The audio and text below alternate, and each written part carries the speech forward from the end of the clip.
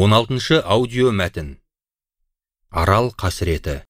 Соңғы парыз романынан үзінді. Ой, Дариғай, өткен күнде белгі жоқ. Қазір ол күндер көрген түстей көзден ұшты да кетті.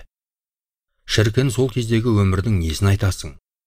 Онда жарықтық кәрі теңіздің бағы басында қос дарияны қатар емген телегей теңіз қыста да жазда да кенерінен асып жатқаны.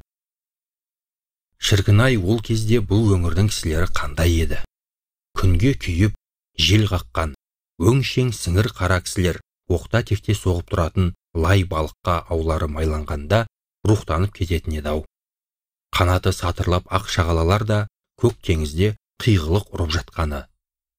Ақ пен қызыл арасында беттақтаймен бірдей боп балыққа толған қара қайықтар бір-біріне құйрықтасып келіп жататын. Сонан бері міне 20 жыл. 20 жылда ел өзгерді, жер өзгерді, ауа бұзылды. Осы елдің ішетін суы уға айналды. Теңіз тартылды.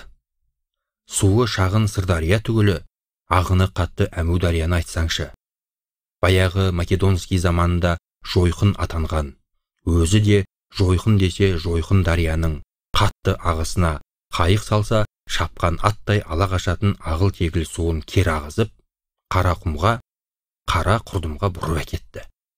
Бас аяғы 20 жылда теңіз жарты ортасынан төмен түсіп кетті. Бұл өңір 20 жылдан бері осылай болып жатыр. Тартылған теңіздің түбі тұзға айналып, Арал өңірінің аңызақ аптабы күн-күн, түн-түн азынап соғып бергенде не болады? Арал тұзы қазір Қарақалпақ пен Қызылорданы тұншықтырып жатыр. Сол тұз ертең